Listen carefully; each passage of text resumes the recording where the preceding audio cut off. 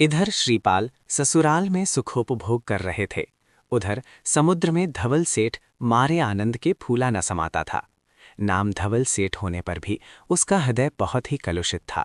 श्रीपाल को समुद्र में ढकेल देने पर उसे अत्यधिक आनंद हुआ। उसे कभी इस तरह की कल्पना भी न थी कि ये कार्य इतनी आसानी से सिद्ध हो जाएगी। श्रीपाल की समस्त संपत्ति और उनकी 2 रानियों का अपने आप को अधिकारी समझ वह मन ही मन आनंद मनाने लगा। वह कहने लगा, इस संसार में मुझसे बढ़कर कोई भाग्यशाली नहीं, दैव ही मुझ पर प्रसन्न मालूम होता है। खैर, अब इन दोनों सुंदरियों को वश करना चाहिए। बिना राजी किए बलात् प्रेम न हो सकेगा। यदि बलात् संबंध किया जाएगा तो आनंद भी मिलना असंभव है। उन्हें वश करने के लिए पहले उनके प्रति कृत्रिम सहानुभूति प्रकट करनी होगी। उनके दुख से दुखी होने का ढोंग करना होगा। पश्चात मीठी मीठी बातें बनाकर उन्हें अपने हाथ में कर सकेंगे। इस समय धवल सेठ का हृदय मारे खुशी के नाच रहा था। फिर भी रानियों को दिखलाने के लिए वह फूट फूट कर रोने लगा। कभी वो पछाड़ खाकर गिरता, कभी माथा पटकता और कभी छाती कूट कूट कर बड़े वेग से रोने लगता। अचानक उसकी यह अवस्था देखकर सब लोग चारों ओर से दौड़ आए। उससे इस तरह रोने का कारण पूछने लगे। धवल सेठ ने बिलक कर कहा, क्या कहूं, कहते कलेजा फटा जाता है। हाय, हम लोगों का सर्वनाश हो गया।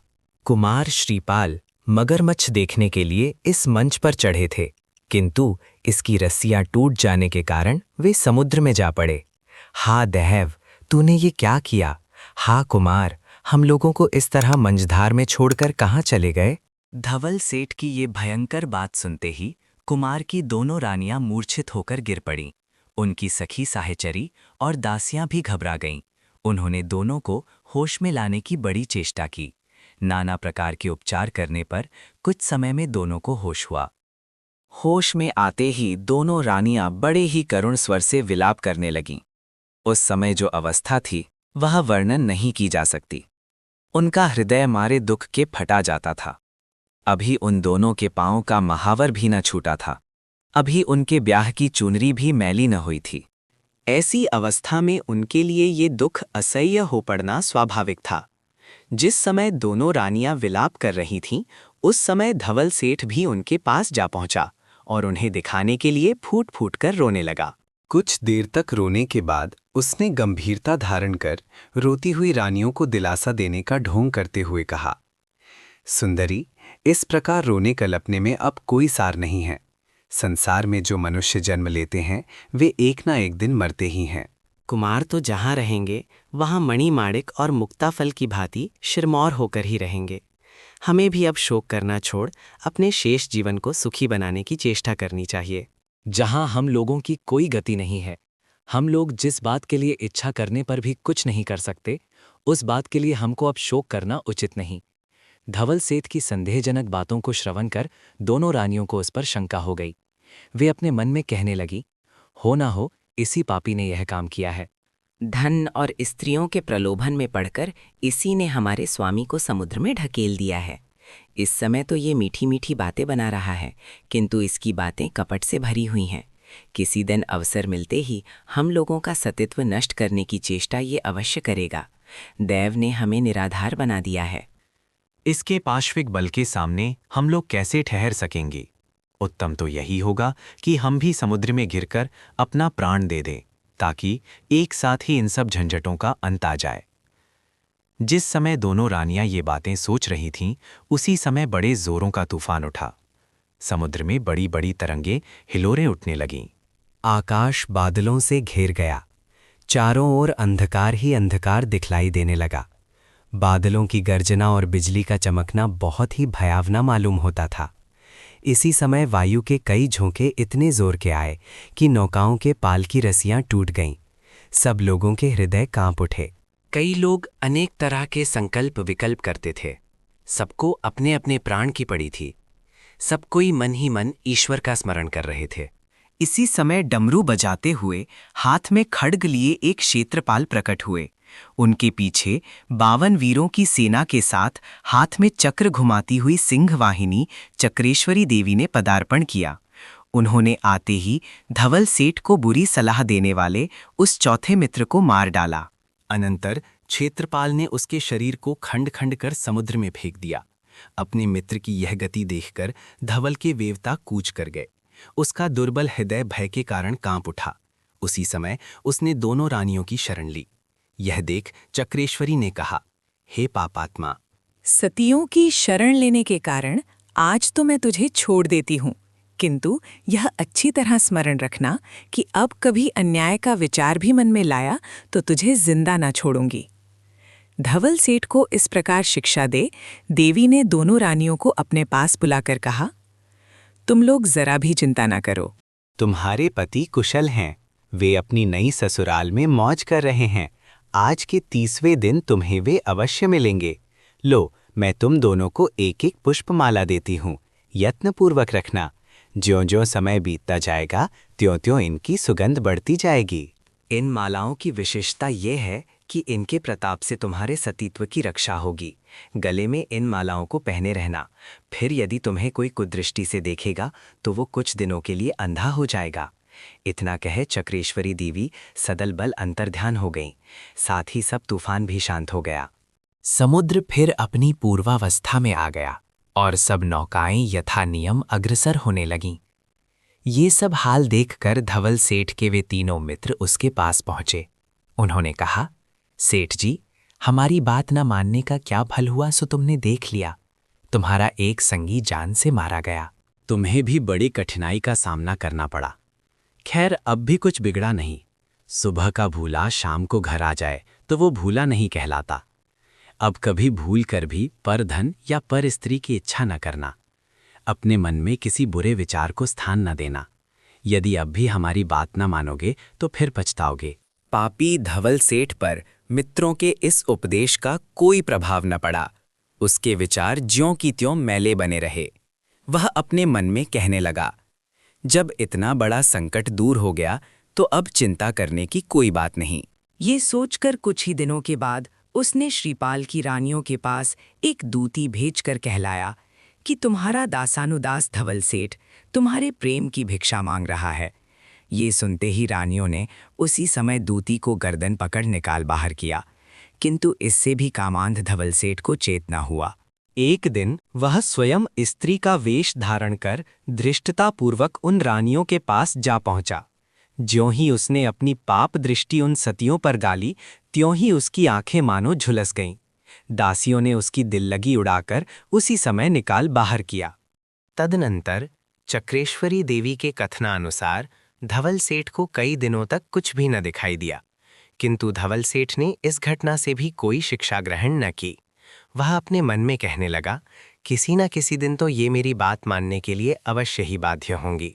खैर, इस समय उनका विचार छोड़ अब वो ये सोचने लगा कि श्रीपाल जिस समय समुद्र में गिरे थे उस समय दक्षिण ओर की हवा चल रही थी, इसलिए वो यदि जीते बचे होंगे तो दक्षिण की ओर गए होंगे, अतः उस तरफ न जाकर उत्तर की ओर चलना चाहिए। ये सोचकर उसने अपने नाविकों को उत्तर की ओर चलने की आज्ञा दी, किंतु हवा ऐसी उल्टी चल रही थी कि 1000 माथा मारने पर भी नौकाएं उस ओर को चलाई न जा सकें। अंत में लाचार हो उन्हें दक्षिण की ही ओर अग्रसर होना पड़ा। कुछ ही दिनों में वे लोग कोंकण देश के तट पर आ पहुंचे। धवल सेठ ने उस प्रवेश के एक विशाल घाट पर अपनी नौकाएं खड़ी करवा दीं। अनंतर वह प्रधानानुसार भेंट की सामग्री ले राजा की सेवा में उपस्थित हुआ। बहुमूल्य वस्तुओं के साथ धवल सेठ को उपस्थित देख राजा ने उसका बहुत ही सत्कार किया और उसे अपनी दाहिनी ओर एक बहुत ही उत्तम आसन पर बैठाया। बैठते ही धवल सेठ को दृष्टि थगीधर के आसन पर बैठे हुए श्रीपाल कुमार पर जा पड़ी। उन्हें देखते ही वो मानो सूख गया। काटो तो लहू नहीं, ऐसी हालत हो गई। जिस प्रकार सूर्य के प्रकाश से उल्लू की आंखें बंद हो जाती हैं, उसी प्रकार श्रीपाल को देखकर धवल सेठ की आंखें बंद हो गईं। उसका पापी हृदय टूक टूक हुआ जाता था, किंतु क्या करें, इस समय कोई उपाय न था। राजा ने श्रीपाल के हाथ से उसे पान दिलाए। इस समय उन्हें देखकर धवल सेठ ने अच्छी तरह इत्मीनान कर लिया कि उसकी आंखें उसे धोखा तो नहीं दे रही हैं। श्रीपाल ने भी धवल सेठ को तुरंत ही पहचान लिया, किंतु वे बड़े ही गंभीर थे। उनके चेहरे पर रंच मात्र भी किसी नवीन भाव की झलक न दिखाई दी। श्रीपाल को देखकर धवल सेठ को बड़ा ही अफसोस हुआ। वो मन ही मन कहने लगा, अहो, जिसे मैंने अपनी राह का कांटा समझा, समूल नष्ट कर दिया था। फिर भी वो अभी ज्यों का त्यों बना हुआ है। अब तो बिना इसका सर्वनाश किए मैं हरगिज सुखी नहीं हो सकता। जिस समय धवल सेठ इस तरह की बातें सोच रहा था, उसी समय राजा ने सभा विसर्जित कर दी। धवल सेठ भी सभा भवन से बाहर निकल आया। बाहर निकलते ही उसने एक द्वारपाल से श्रीपाल का परिचय पूछा। द्वारपाल ने कहा, महाराज, इस पुरुष का इतिहास बड़ा ही विचित्र है। ये न जाने कहाँ से आ पहुंचा। समुद्र के तट पर एक दिन सो रहा था। वहां से लाकर राजा ने इसके साथ अपनी कन्या का विवाह कर इसे ठगीधर बना दिया। न जात पूछी न पात। बड़े आदमियों का मामला है, वरना न जाने क्या हो जाता। द्वारपाल की यह बात सुन धवल सेठ को बड़ा ही आनंद हुआ। वो अपने मन में सोचने लगा, श्रीपाल को नीच जाति का प्रमाणित कर उसे नीचा दिखाना चाहिए। यदि मुझे अपने इस कार्य में सफलता मिल गई तो निस्संदेह राजा क्रुद्ध हो श्रीपाल को प्राण दंड की आज्ञा दे देगा और मेरी राह का यह कांटा दूर हो जाएगा। यद्यपि अब तक मैंने जितने उपाय किए वे सभी व्यर्थ प्रमाणित हुए, फिर भी निराश होने का कोई कारण नहीं। उद्योग करने पर सभी कार्य सफल होते हैं। उद्योग ही सब सुखों का मूल है। श्रीपाल मेरा परम शत्रु है, इसे बढ़ने का अवसर कदापि न देना चाहिए। जैसे हो वैसे इसका सर्वनाश ही करना उचित है। इस तरह सोच विचार करता हुआ धवल सेठ अपनी नौकाओं की ओर लौट चला। वहां पहुंचते ही कुछ भांड लोग गाते बजाते उसके पास जा पहुंचे। उन्हें देखते ही धवल सेठ को एक नई बात की कल्पना आई। इसी समय उसने उनके अगुआ को अपने पास बुलाकर कहा, तुम हमारा एक काम करोगे? यदि कर सको तो मैं तुम्हें माला माल करने के लिए तैयार हूं। भांड ने कहा, हम लोग रुपयों के लिए तो नाचते गाते और दर दर मारे फिरते हैं। रुपया मिले तो संसार में ऐसा कोई कार्य नहीं जो हम न कर सकें।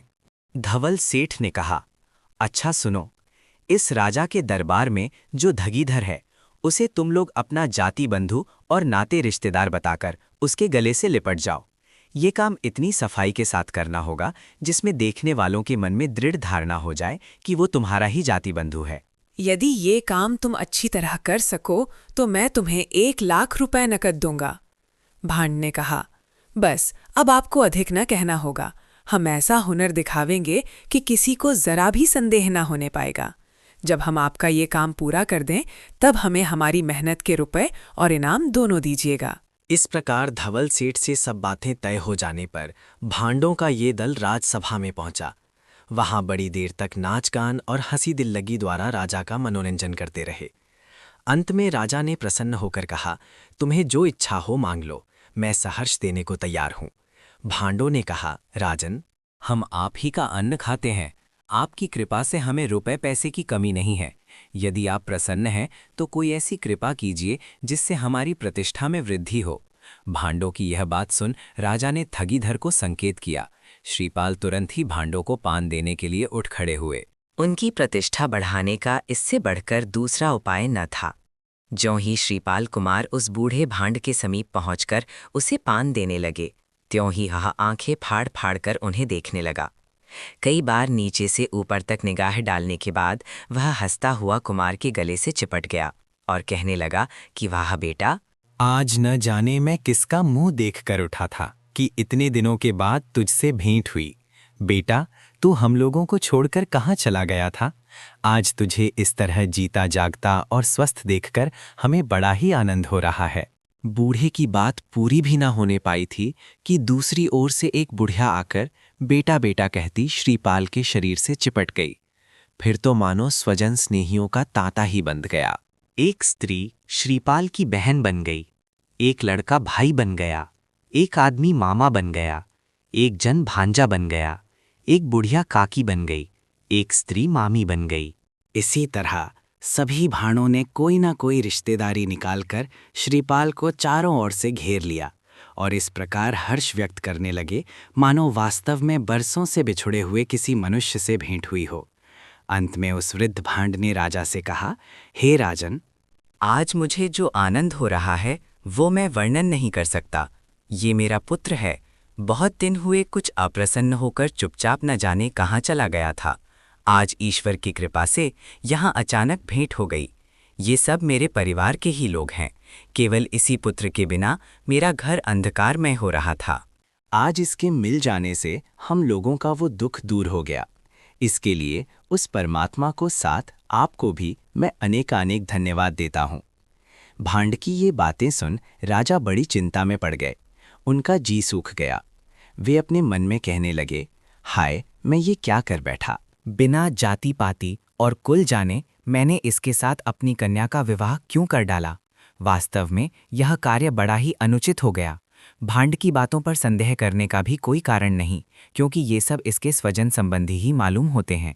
अफसोस, इसने हम सबको धर्म भ्रष्ट कर दिया। इन विचारों के कारण राजा के मन में बड़ी खलबली पैदा हो गई। उसने तुरंत नैमित्तिक को बुला भेजा। नैमित्तिक उसी क्षण सभा में आ उपस्थित हुआ। उसे देखते ही राजा के क्रोध का ज्वालामुखी फट पड़ा। उसने गरज कर कहा, क्यों रे नैमित्तिक, मेरे साथ ये चाल, विश्वासघात? तूने पहले से क्यों ना बतलाया कि ये जाति का भांड है? नैमित्तिक ने कहा, सरकार, मैंने जो उस समय कहा था वही मैं अब भी कह रहा हूँ। ये अनेक मातंगों का स्वामी है। मेरी बात कभी झूठी नहीं हो सकती। राजा ने नैमित्तिक की ये बातें समझना तो दूर रहा, पूरे तौर से सुना भी नहीं। उसे नैमित्तिक और श्रीपाल दोनों पर बड़ा क्रोध आया। उसने दोनों का प्राण ले अपने क्रोध को शांत करना स्थिर किया। मन ही मन वह इसके लिए आयोजन करने लगा। नगर में चारों ओर विद्युत वेग से यह समाचार फैल गया। राजकुमारी मदन मंजरी को भी यह बात शीघ्र ही मालूम हो गई। वो उसी समय अपने पिता के पास पहुंची। उसने उन्हें समझाते हुए कहा, पिताजी, जो कुछ करना हो वो सोच विचार कर कीजिएगा। बिना विचारे जो करे सो पाछे पछताए। इन भांडों की बात का ख्याल ना करिए। इसमें मुझे कुछ रहस्य मालूम होता है। रह गई कुमार के कुल और वंश की बात, सो ये किसी की छिपाए नहीं छुपती। मनुष्य के आचरणों से उसके कुल और जाति की परीक्षा हो जा सकती है। इसलिए आप किसी बात का दुख ना करें। अच्छी तरह सोच विचार करने के बाद ही कोई कार्य करें। कुमारी की ये बातें सुन राजा ने कुमार को अपने पास बुलाकर कहा, अपने कुल और वंश का मुझे परिचय दीजिए। कुमार ने कहा, राजन, उत्तम पुरुष अपने मुंह से अपने कुल और वंश का परिचय कदापि नहीं देते। उनके कार्य ही उनके कुल को प्रकट कर दिया करते हैं। यदि आप मेरा कुल जानना ही चाहते हैं तो अपने समस्त सैन्य को युद्ध के लिए तैयार होने की आज्ञा दीजिए। एक ओर आपकी समूची सेना रहेगी, दूसरी ओर अकेला मैं रहूंगा। एक तलवार के अतिरिक्त दूसरा हथियार मैं अपने पास न रखूंगा। जिस समय आपकी सेना के साथ मेरा युद्ध छिड़ेगा, उस समय अनायास आपको मेरे वंश का पता मालूम हो जाएगा। लेकिन मैं आपसे पूछता हूं कि इस तरह पानी पीने के बाद जाति पूछने से क्या लाभ होगा? इस बात की जांच तो पहले ही होनी चाहिए थी।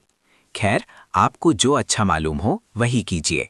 मैं आपको विश्वास दिलाता हूं कि आपको किसी प्रकार का मनहा कष्ट पहुंचाना मेरा अभीष्ट नहीं है। मैं अपने मुंह से अपने वंश का परिचय कदापि न दूंगा। हाँ, यदि आपको जानना ही चाहते हो तो मैं एक सरल उपाय भी बतला देता हूँ। आज ही परदेश से हमारे शहर में आई नौकाओं में मेरी 2 रानियां भी हैं। यदि आप चाहें तो उन्हें बुलाकर उनसे सब बातें जान सकते हैं। मुझे विश्वास है कि ये सब बातें बतलाने में उन्हें कोई आपत्ति ना होगी। श्रीपाल की ये बात सुन राजा ने तुरंत अपने मंत्रियों को उनकी रानियों को ले आने की आज्ञा दी। मंत्री लोग उसी समय पालकी लेकर समुद्र तट पर जा पहुंचे। ज्यों ही उन्होंने दासी द्वारा ये समाचार रानियों के पास भेजा कि श्रीपाल ने तुम्हें बुलाया है, त्यों ही वे पालकी में बैठ मंत्रियों के साथ चल पड़ीं। उन्हें देखकर राजा को बड़ा ही हर्ष हुआ। श्रीपाल को इतने दिनों के बाद सकुशल देख रानियां भी मारे आनंद के फूली ना समाती थीं। इस समय उन्हें अवर्णनीय आनंद हो रहा था।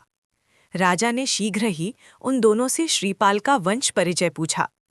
तुरंत ही विद्याधर की कन्या ने सारा हाल राजा को कह सुनाया। उसने स्वयं ये सब बातें विद्याचरण मुनि के मुंह से सुनी थीं। श्रीपाल का समस्त पूर्व वृत्तांत सुनाने के बाद उसने कहा, हम लोग रत्नद्वीप से प्रस्थान कर स्वदेश की ओर आ रहे थे। रास्ते में धवल सेठ नामक एक दुष्ट बनिए ने इन्हें समुद्र में ढकेल दिया था, किंतु पुण्य के प्रताप से आज फिर हम लोग इन्हें अपने बीच में देख रही हैं। श्रीपाल कुमार का परिचय प्राप्त कर राजा को अत्यंत आनंद हुआ। वे तुरंत ही उन्हें पहचान गए। कहने लगे, ये तो मेरे भांजे लगते हैं। जो हुआ सो अच्छा ही हुआ। यद्यपि मैंने बिना जाने बूझे ही इनके साथ अपनी कन्या का विवाह कर दिया था, किंतु सौभाग्यवश यह संबंध मणि और कंचन के योग जैसा ही हुआ है। जिस भांड मंडली ने श्रीपाल को अपना संबंधी सिद्ध करने की चेष्टा की थी, उस पर राजा को अब बड़ा ही क्रोध आया। उसने उन सबों को धमकाकर पूछा, सच कहो, तुम लोगों ने ये प्रपंच जाल क्यों बिछाया?